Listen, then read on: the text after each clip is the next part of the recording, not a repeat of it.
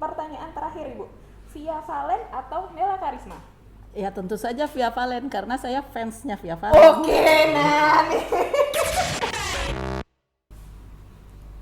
Halo kawan pajak semua, setelah pukul 4 sore, tepat pukul 4.15 dari KPP Pratama Mojokerto, kembali lagi, selamat bergabung di Mojok Podcast episode 17. Spesial 17 kali ini, kita kedatangan tamu luar biasa spesial, salah satu pimpinan dari 33 kantor regional di Direktorat Jenderal Pajak, telah hadir bersama kita di episode 17 Mojok Podcast kali ini, Ibu Lusiani. Terima kasih. Nah, nggak terasa kita udah di Desember. Di Desember kita dapat jackpot tamu spesial. Dapat jackpot tamu spesial dari Kepala Kanwil Direktorat Jenderal Pajak Jatim 2, Jawa Timur 2. Untuk episode 17 kali ini mungkin kita akan sharing pengalaman dari Ibu Lusiani. Semoga pengalaman nanti dari perspektifnya Bu Lusiani bisa bermanfaat untuk kawan pajak atau rekan DJP lainnya. Sebelum kita mulai episode kali ini, Bu, boleh mungkin diperkenalkan Bu Lusiani. Perkenalan singkat dari Bu Lusiani. Oke, terima kasih Mbak Giska. Saya tadi sudah disampaikan oleh Mbak Giska, saya Lusiani, saya Kakanwil DJP Jawa Timur 2. Kantornya ada di Sidoarjo. Dan hari ini saya datang ke Mojokerto, nggak apa-apa ya, saya ceritain ya. Saya datang ke Mojokerto itu untuk berbagi kebahagiaan dengan teman-teman di KPP Mojokerto karena KPP Mojokerto untuk tahun 2020 telah berhasil menyelesaikan amanah yang diberikan kepada KPP Mojokerto, yaitu target penerimaan tercapai lebih dari 100%. Sekali lagi selamat untuk teman-teman Mojokerto. Selamat teman-teman Mojokerto. Oke, itu. Nah, ini Bu, kami adakan survei dadakan ke beberapa rekan Mojokerto. Siapa sih Kepala Kanwil itu? Mereka teman-teman menjawabnya sangat cepat sekali. Navigator, pejabat eselon 2 Ibu Lusiani. Jawabannya langsung tetap sasaran. Begitulah kira-kira kami mengenal Ibu Lusi. Kalau dari perspektif Bu Lusi sendiri, Bu Lusi ingin dikenal seperti apa sebenarnya Bu oleh teman-teman? Saya agak surprise juga Mbak, disebut navigator, pejabat eselon 2 dan yang ketiga langsung Bu Lusiani. Oke, saya Lusiani betul. Pejabat eselon 2 betul, tapi pertanyaan tadi menarik juga, ingin sebagai apa sebetulnya? Ya, alhamdulillah saya sampai di eselon 2 sebagai Kakanwil. Sebetulnya sebagai pimpinan suatu institusi, suatu unit yang saya inginkan karena saya sebagai perempuan, saya itu adalah ibunya semua pegawai yang ada di wilayah saya. Jadi saya juga mencoba berlaku sebagai ibu gitu ke ini tuh. Saya ingin mereka terbuka, teman-teman dimanapun di KPP, di Kanwil pun terbuka, berbagi cerita, berbagi keluhan juga langsung ke saya seperti kepada ibunya sendiri. Dan saya juga berusaha untuk merespon bagaimana ibu merespon kepada anak-anaknya gitu. Dan percaya atau tidak, saya itu di mana-mana juga saya berusaha sayang sama semua yang menjadi teman-teman di wilayah dimanapun saya bekerja. Sayang sebagai seorang ibu gitu. Sebagai seorang ibu. Jadi Bu Lusi lebih ingin dikenal sebagai seorang ibu yang mengayomi, begitu Ibu ya? Iya. Mengayomi. Nah, dari sini boleh kita tengok ke belakang sedikit Ibu. Ibu sekarang kan di Jatim 2, di Jawa Timur 2. Sebelum di Jawa Timur 2, pernah menduduki jabatan apa saja atau mungkin di kota mana saja? Step by step ya. Siap. Sebelum Jawa Timur 2, saya berangkat dari Jakarta. Itu di situ sebagai Direktur TIP, Teknologi Informasi Perpajakan di Jakarta. Mungkin garis tangan saya begitu ya. Di TIP itu saya 2 kali Mbak. Putaran Bu? Bukan 2 putaran, 2 kali, tapi berbeda jabatan. Jadi saya sebagai eselon 2 Direktur TIP. Jauh sebelumnya tahun 2000 berapa ya? 11 kali ya. Itu saya sebagai Kasubdit eselon 3 di TIP juga. Jadi waktu saya jadi direktur TIP, rasanya saya kembali lagi ke rumah saya lagi. Dan alhamdulillah di situ hampir mayoritas teman-teman saya yang zaman dulu Masih tetep ya? Kasubdit, hampir hampir semuanya karena kan di TIP itu IT banget gitu. Jadi memang kan ada Pranata Komputer. Pranata Komputer itu memang tidak mutasi keluar TIP TTKI, jadi Posisi bolak-balik tersebut di hanya situ. ada di TIP saja. Ya, jadi mereka ada di situ. Jadi ibunya balik lagi gitu. Sebelum sebagai direktur TIP sebelumnya saya di Solo, Kakanwil, Jawa Tengah 2. Itu di Jawa Tengah berarti. Terus sebelum Solo saya di Jakarta, Kepala Pusat PPDDP, Pusat Pengolahan Data dan Dokumen Perpajakan. Di Kebonjeruk itu Ibu ya? Kebonjeruk. Nah, itu adalah di PPDDP itu adalah tempat saya promosi ke Eselon 2. Sebelumnya saya sebagai Kabag Organta di Jakarta juga, kantor pusat. Alhamdulillah saya sebelum saya mutasi jauh-jauh begini tuh saya tuh mencap diri saya adalah PTKP. Tahu? PTKP stands for Pegawai Tetap Kantor Pusat. Oh iya. Jadi itu internal jokes kami teman-teman. jadi saya tuh dari pelaksana saya masuk DJP di kantor pusat. Kemudian saya keluar dari kantor pusat karena saya jadi fungsional pemeriksa di Jakarta. Juga pernah jadi fungsional pemeriksa. Wow. Alhamdulillah That's udah news to me. saya sudah merambah semua posisi. fungsi hampir gitu. I hope semua juga mengalami begitu karena kita lebih tahu institusi kita, organisasi kita, kantor kita tuh bekerjanya seperti apa. Hubungan antara seksi, antara bidang, antara kantor itu jadi kebayang karena kita sudah mengalaminya. Udah Di sini semua. hubungannya kemana, ini kemana gitu. Jadi lebih memahami. Jadi lebih sering saya di kantor pusat dapat jabatan tugaskan, tapi saya juga pernah juga di Bandung, jadi kepala KPP di Bandung, Bojonegara gitu di sana gitu. Jadi ya itu tadi saya ceritakan saya udah kemana-mana. KPP udah, Kanwil udah, kantor pusat juga sudah. Jadi alhamdulillah insya Allah sudah memahami organisasi DJP itu seperti bagaimana mereka antar unit itu hubungan kaitannya. Jadi startnya dari kantor pusat ya Bu ya. Ya. Pegawai tetap kantor pusat sebelum akhirnya menduduki jabatan baru. Dari perpindahan tersebut Bu, Jakarta, Solo, Jakarta kembali, sempat di Bandung, kemudian Sidoarjo. Favorit mana nih Bu kota? Sebenarnya kalau favorit itu kalau boleh jujur saya senang di Solo. Karena istilahnya nyaman. Jadi kotanya itu masih sangat manusiawi. Kalau Jakarta terlalu metropolitan. Terlalu orang-orangnya individualistisnya tuh kelihatan banget kan. Susah kita kenal sama tetangga itu gitu ya. Ini di Jakarta. Kalau di Sidoarjo saya ngerasa saya dan keluarga saya itu orang Jawa Barat semua gitu. Jadi kayaknya saya tuh jauh banget gitu dari keluarga, jadi ini gitu. Apalagi pas pandemi gini, aduh jauh banget. Kalau kangen pengen pulang tuh. Apalagi sekarang kan dibatasi juga banyak susahnya gitu. Step-stepnya untuk menuju rumah itu. Gitu. Adalah step-stepnya. Nah, Ibu tadi sempat cerita dari kantor pusat, kemudian untuk pendidikan terakhir Bu Lucy di sini kan MBA Ibu ya.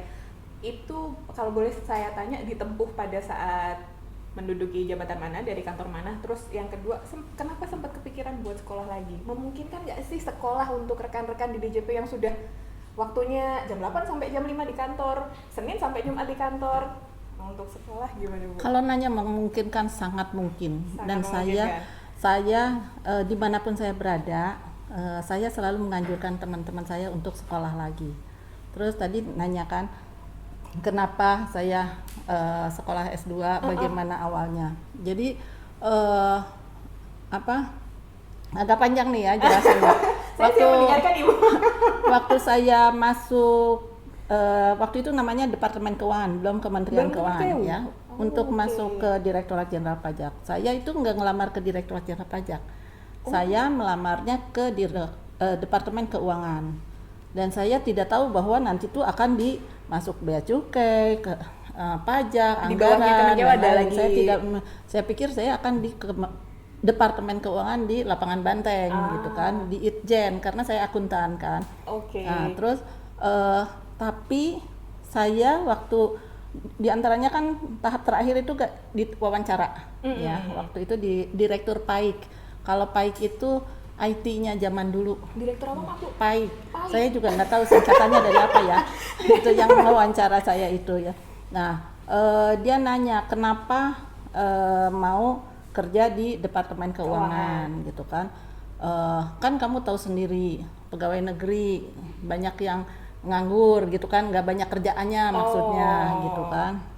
Terus saya bilang tuh karena saya tahu di Departemen Keuangan ada kesempatan untuk sekolah lagi. Jadi saya sejak saya melangkah mau ngelamar juga saya udah mikir pokoknya saya di Departemen Keuangan saya mau sekolah lagi dan saya mau keluar negeri sekolahnya.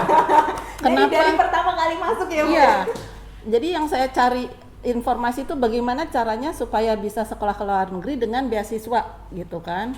Di Departemen Keuangan bisa ada. Jadi saya sejak melangkah sebelum diterima juga udah tujuan saya sekolah ke luar negeri. Ke luar negerinya kemana? Bukan ke Jepang, bukan gini, ke negara yang punya salju. Nah, itu Jepang punya Bu? aku nggak mikir ada salju. Waktu itu pengetahuan saya belum banyak. Tapi kenapa ada salju? Karena itu mimpi sejak kecil saya. Jadi saya sejak kecil saya senang baca dan alhamdulillah orang tua saya itu banyak menyediakan buku-buku. Jadi buku-buku kepada saya, kita tuh nggak nyuruh baca, tapi buku cerita itu nggak boleh komik loh Mbak. Nggak boleh komik? Ibu saya, bapak saya nggak boleh kita baca komik gitu. Kalau baca komik dulu kan ada komik macem-macem gitu ya, yang silat-silat itu ngumpet-ngumpet saya. Karena nggak boleh sama ibu saya. Jadi buku ceritanya tuh yang gambarnya sedikit, tapi cerita anak-anak itu. Jadi bahkan buku ceritanya ada yang berbahasa Inggris, yang ini, tapi kita belum bisa, tapi diemin aja. Jadi karena ngelihat gambarnya bagus, kita penasaran. Kita penasaran, jadi satu kata lihat kamu, satu kata lihat kamu. Dedikasinya. Ini. Nah terus jadi kan kita tahu di luar negeri itu ada salju kayak gimana orang. Jadi saya tuh pengen ke luar negeri, pengen main salju gitu. Jadi satu udah bilang, jadi waktu diwawancara karena saya pengen sekolah lagi Pak, pengen ke luar negeri, dapat beasiswa dari Departemen Keuangan. Jadi itu ininya. Jadi kemudian begitu saya diterima waktu itu di kantor pusat kan, saya diterimanya pelaksana di kantor pusat. Saya tahu 2 tahun bekerja baru boleh mendaftar dan untuk melanjutkan pendidikan. Saya kerja 2 tahun tapi di otak saya itu tetap mau keluar negeri, dan saya nyari persyaratannya TOEFL apa-apa. Jadi saya sudah persiapkan. Sambil kerja, sambil persiapan. Iya, sebelum 2 tahun itu saya udah persiapan apa yang harus disiapkan gitu. Jadi begitu tank 2 tahun saya daftar dan begitu tank juga saya langsung berangkat. Alhamdulillah gitu. Jadi nggak nunggu-nunggu, nggak saya nggak nanyain ke temen, hayu temen biar ada temennya itu, enggak, aku jalan aja sendiri. Pokoknya tujuan saya mau sekolah ke luar negeri yang ada salju. Alhamdulillah dapatnya Kanada, North Utara, di Northnya juga kan, dekat Kutub Utara itu di Kanada itu. Musim saljunya 6 bulan. Alhamdulillah. 6 bulan. Puas ya Bu ya, jadi main salju di sana. Nah kemudian untuk pilihan ke Kanada atau pilihan dari jurusan itu tadi, Ibu mengacu ke adakah sosok mentor yang sudah pernah kuliah MBA mungkin seperti itu? Akhirnya Ibu ngambil MBA juga? Enggak, emang ya kayak gitu aja. Saya mau ngambil jurusan MBA gitu. MBA, lanjutannya akuntansi? Iya, MBA. MBA. Lanjutannya akuntansi MBA. Kemudian untuk ini Bu, mungkin adakah sosok mentor untuk Ibu Lucy, the one you look up to, baik itu mungkin di DJP atau mungkin sosok lain, atau mungkin sosok dari buku-buku yang Ibu baca, kemudian aku pengen keren nih, jadi aku pengen jadi sosok ini gitu? Nggak ada yang spesifik ya Mbak ya gitu. Tapi kalau yang jadi panutan saya itu satu, orang tua saya, ibu bapak saya. Sampai sekarang pun saya selalu bersyukur saya dilahirkan dari ibu bapak saya yang itu gitu kan, yang ini yang ibu bapak saya, ibu bapak kandung saya gitu, karena sehingga saya bisa seperti begini gitu itu hasilnya. Tapi kalau di tempat kerja panutan saya itu banyak, setiap saya punya atasan mungkin sama semua juga, kita kan ngelihat atasan kita ada yang bagus gitu ya, bagus menurut kita ya, ada yang kurang menyenangkan gitu kan. Nah itu selalu saya tanpa saya sadar barangkali ya, saya suka ngomong gini, kalau saya nanti jadi kasih misalnya, aku mau kayak ibu itu. Gitu. Kalau saya nanti jadi atasan, jadi eselon 3, saya mau kayak ini. Tapi kita juga kan nggak selalu dapat bos yang bagus juga ya, yang sesuai. Begitu dapat yang nggak bagus, yang kurang serk sama kita, ya kita harus hadapi, harus jalani itu. Cuman dalam hati, aku kalau nanti jadi eselon 3 sih saya nggak mau begitu. Karena saya ngerasain gimana gitu, kita yang jadi anak buahnya itu kan nggak nyaman, jadi performance juga kan jadi nggak bagus juga, karena kita nggak suka gitu. Jadi di list aja ya Bu ya, oke-nya di mana, kurangnya di mana gitu. Tanpa sadar, nggak ada sih kalau tanya daftarnya, saya nggak nggak bikin list. Cuman saya kalau ini aku nggak mau begitu. Sekarang pun saya udah jadi Kakanwil ya, mau memutuskan sesuatu atau bertindak sesuatu, saya suka mikir ke yang bos yang bagus ya. Yang dulu, kalau bapak itu dulu itu gimana ya? Saya sering juga memposisikan ibu di posisi mentornya ibu. Iya, jadi saya juga suka menjadi meniru gitu kan, mengikuti apa yang mereka lakukan. Dicontoh gitu ya Bu ya, dicontoh. Beliau masih di DJP Bu? Atasan-atasannya ibu yang masih di DJP posisinya sekarang? Itu mah berarti kan nanti ketahuan banget umurnya. Pastinya mereka udah pada pensiun. Udah pada pensiun ya. Untuk mentornya Bu Lucy, sehat selalu dimanapun Bapak Ibu berada. Nah dari mentor itu tadi Bu, boleh kita mundur lagi beberapa tahun ke belakang, mungkin 10 atau 20 tahun sebelumnya. Sempat kepikiran gak sih Bu sampai jadi Kakanwil? Kalau ditanya sempat kepikiran jadi Kakanwil, enggak kepikiran. Tapi ada sesuatu yang kalau orang lain, kalau saya ceritain suka ketawa, karena ya itu balik lagi, waktu saya diwawancara untuk masuk ke Departemen Keuangan. Itu Pak Direktur Pahit itu nanya, kamu emang kerja di Departemen Keuangan, kamu nantinya mau jadi apa? Saya itu nggak tahu apa-apa tentang organisasi Departemen Keuangan. Yang saya tahu hanya ada menteri. Jadi waktu ditanya kamu mau jadi apa, saya bilang mau jadi menteri keuangan gitu. Jadi tuh kan pada ketawa kan. Iya sih. Itu luar biasa loh Bu. Direkturnya jujur juga, dari hati. Direkturnya juga ketawa, waduh beneran nih kamu. Ya apa, yang paling tingginya kan menteri keuangan. Jadi saya mau jadi. Nah, jadi kan mungkin Kakanwil nggak kepikir jadi Kakanwil, jadinya menteri keuangan. Oke. Dari semangat menteri keuangan itu, Ibu belajar lagi, tugas belajar lagi, sekarang jadi kepala kanwil Jawa Timur. Alhamdulillah. Nah ini Bu, sekarang kan kita udah di Desember 2020 yang kita nggak ada yang tahu sama sekali ternyata bakalan kayak gini gitu kan. Ada beberapa batasan yang harus kita lewati. Otomatis organisasi juga mengalami tantangan kan Ibu. Nah sejauh sampai 2020 ini tantangan terbesar yang Ibu hadapi di 2020? Udah nyebutin dah.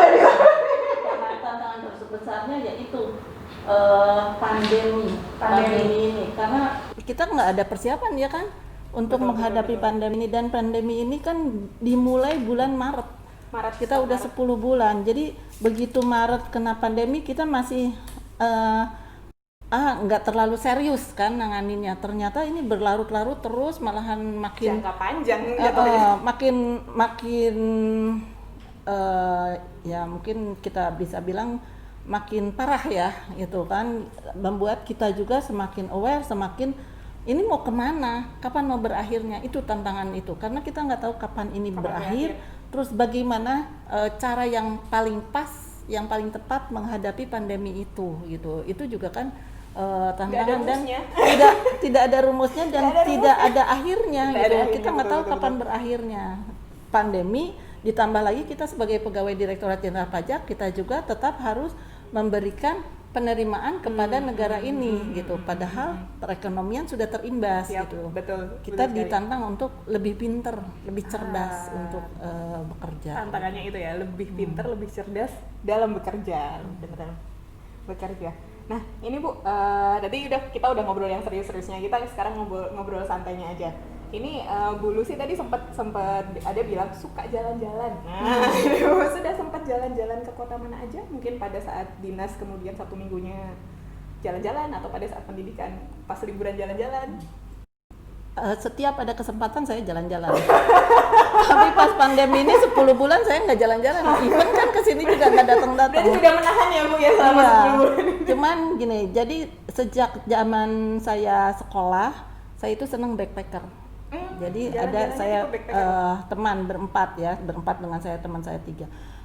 Kita jalan, target kita adalah dari seluruh Indonesia gitu. Backpacker dalam arti sebenarnya, jadi cuman bawa Ransel ransel. doang. Kayak gini, pengalaman saya pernah kan kita mulai dari Sumatera Utara.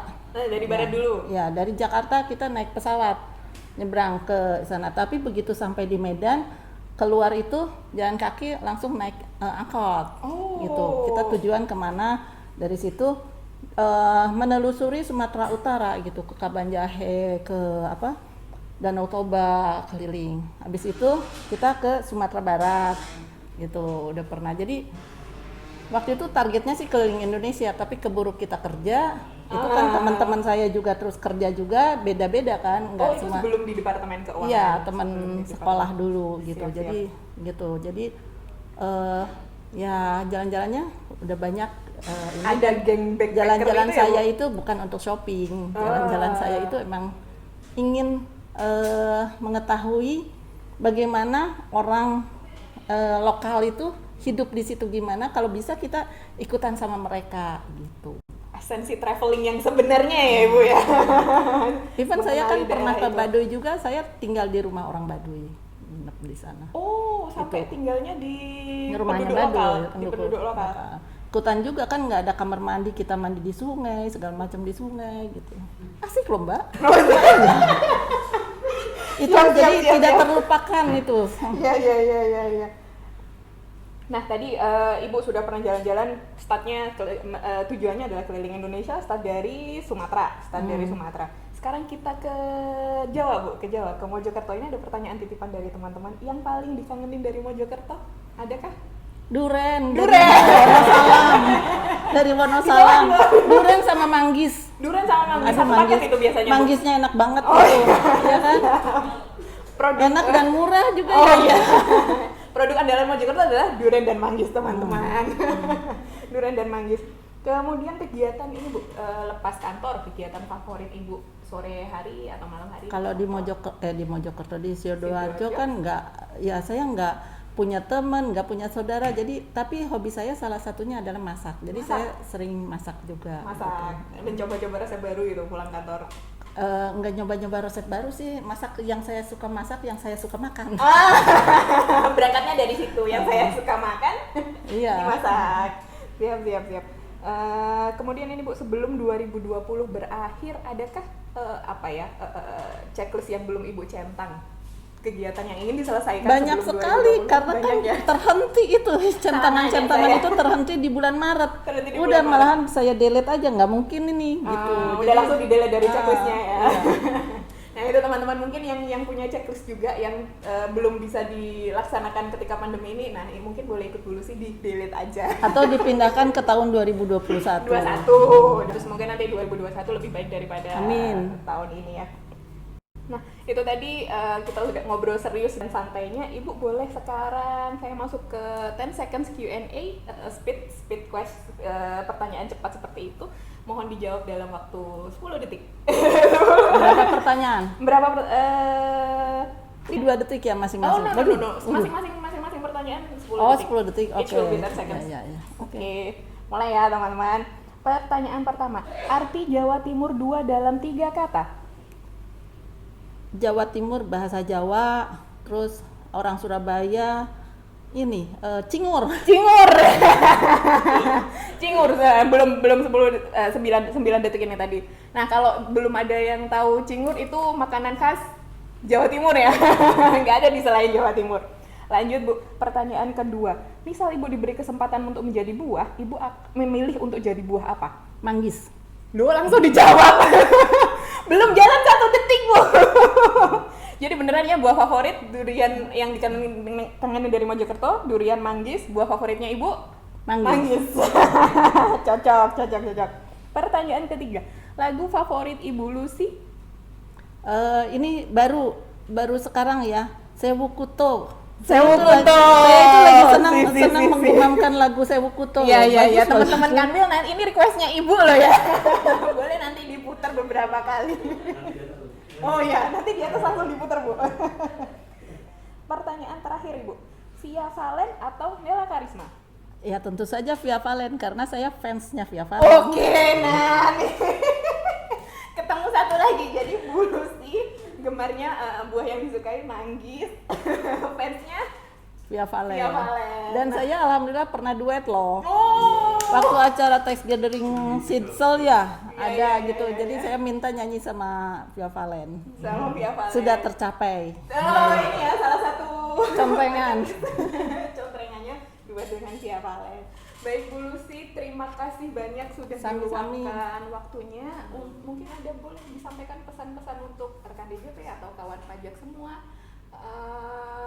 Mungkin juga ada yang disampaikan berkaitan dengan Desember ini, kan kita peringati Hari Ibu juga di 22 Desember.